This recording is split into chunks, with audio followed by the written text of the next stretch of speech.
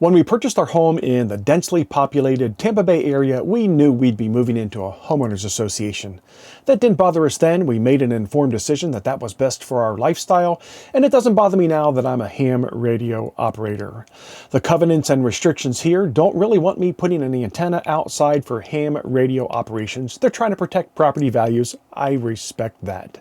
Given the fact that I have an attic that I have access to and space, and that I'm the proud owner of a Chameleon antenna F-Loop 2.0, it seems to me more like I have a solution rather than a problem, especially now that I have that remote loop tuner. In this previous video, I've shown you how to install that tuner onto the F-Loop 2.0 control box. I'll leave a link in the description to this video, and today we're going to show you how to tune up and use it. Here's what we'll cover today. How do we get this thing into the attic? What type of cables do we need to run so that we get power up there, along with our feed lines? Of course, we'll talk about how to tune up on a particular frequency. I'm going to share an awesome QSO with you. I just kind of stumbled into a net and it ended up being a great illustration of how this antenna works. We'll talk about the high Q of this antenna and how you span across the entire band and tune up in spite of that high Q. And then I'll give you my final thoughts. Will this be a permanent setup in my attic antenna farm? Here's a sneak peek on an upcoming installment of my Ham Shack build-out series where I take this MFJ distribution box and I run my cables into the bottom left-hand corner of my shack. Opposite this wall is the garage, which I've opened up and run all my feed lines to the exterior wall. Pro tip, anytime you're doing work like this and you have walls open, a chase open, and an open utility box, run some extra cabling. And that's what I did when I reconstructed the shack. I ran some power cables, never knowing what they would be used for. And now, wouldn't you know it, I've got a remote loop tuner and I needed some DC power. The cable was already run. This was an easy setup. Once through that exterior wall, I terminate all my feed lines. I have a common plate that I use for my shack grounding as well as my lightning protection. From this single utility box, I run a chase up the wall of my house, through the soffit of my house, and into the attic antenna space where my antenna farm lives. Here's the F-Loop with a remote tuner in the attic space. Chameleon recommends a maximum 50-foot cable run to get that DC power from your remote control in the shack up to the remote tuner. If you're going to use the solid radiator like I chose to do, remember it's 36 inches in diameter. Add a few inches for the control box and you're up to 39. You're going to need 40 inches minimum space in your attic to be able to use this setup.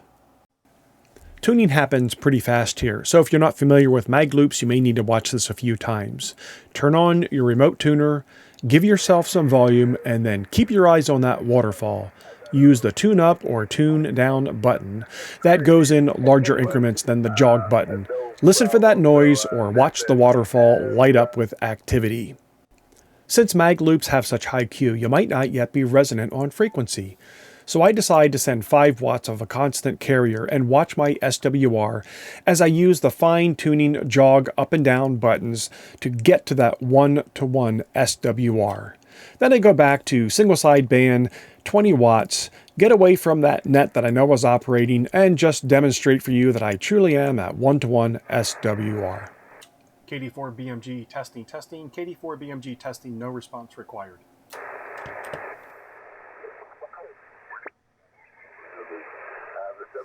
With about an hour of operating time so far with the mag loop in the attic space, I have 15 contacts.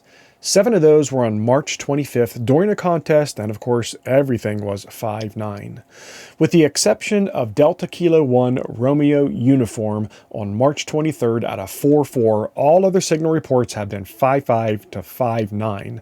And the QSO map is looking pretty impressive so far. I'm going to continue using this mag loop in the attic space as my primary antenna, just to continue to look at the directionality and just how well this works across the country and DX. After demonstrating how to tune up near that net at 14,283, I just left the radio on and went about some other business in the shack. When the net control called for other check-ins, I thought, here I am, I'm tuned up, why not? And wow, what an awesome QSO. Here, check it out. Do we have anyone else who would like to check into the friendly cables connection net this morning? Go ahead. Kilo Delta 4 Bravo Mike Golf. Let's go ahead and say good morning to Bob there in Florida. Kilowatt Delta 4 Bravo Mexico Golf. Go ahead, Bob, and very good morning to you then. Good morning to all on the net. I'll be in and out this morning. First time I've come across the net. I was just testing out a new mag loop antenna in the attic space here in the Homeowners Association and thought I would try to check in and make sure I could be heard. Over. Yes, you are being heard, and the attic antenna is working for you. That's for sure, and absolutely no problem at this time. You're about 5 by 7, but you're Q5, Bob, and we thank you very much for checking in with us here this morning. Are you barefoot, Bob? Are you barefoot? Actually running 20 watts right now. It's a mag loop with a 20 watt maximum output. So I'm running at 20 watts only in the Homeowners Association. I certainly appreciate you all coming back to me. Okay, well, fine, Bob, and absolutely phenomenal. 20 watts of power and an attic antenna. Oh my dear. And you're peaking 5 by 7 here. Absolutely no problem. Thank you very, very much for stopping by. We certainly appreciate your check-in here with the friendly Caribous connection this morning. After that QSO with the net control that really demonstrated how well the F-loop was working from the attic space, I went about multitasking in the shack. And then it dawned on me, what most people wonder about is how do I traverse an entire band dealing with the high Q of a magnetic loop? So I thought, why not demonstrate it? So I went to the extreme of my band privileges and got as close to 14,350 as I could without stepping on anyone, and then went through the same process I did when I tuned up near that net control. And you can see real quickly I can use the tune button and the jog buttons to get right to where I need to be, right at a SWR of 1:1. And then I go back into single sideband just to demonstrate to you, indeed, that's where my SWR is. Is this frequency in use? KD4BMG. Time to head to the other extreme at 14,225, make sure no one is there, and go ahead and key up and see what our SWR looks like.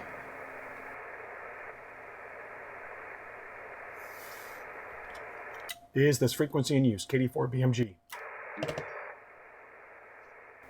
Sure enough, looks like we could do another tune here and that would help SWR, so let's go through the same process again. Send 5 watts of a constant carrier downrange and let's retune this thing in with the jog and the tune buttons. No problem, right back to SWR of 1:1.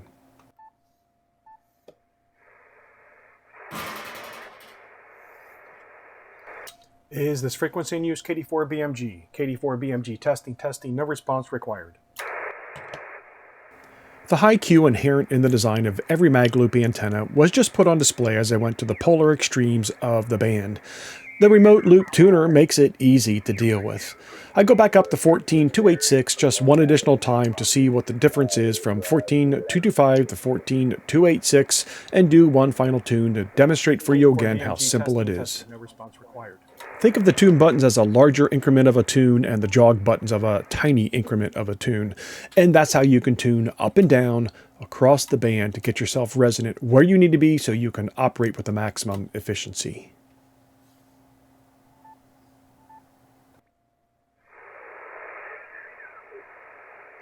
Spoiler alert, the F-Loop 2.0 with remote loop tuner is going to stay in the attic and you're going to see more of it in the future.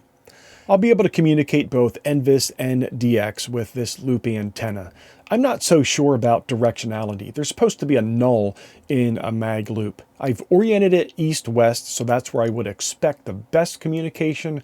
Over time, as this QSO map fills up, we'll get a better idea of this. Right now, I really don't see a null. It's a pretty even spread. With more QSOs, we'll get a better idea on this. Be sure you dial your 100-watt rig back to 20 watts to protect the equipment that you've put up there in the attic space.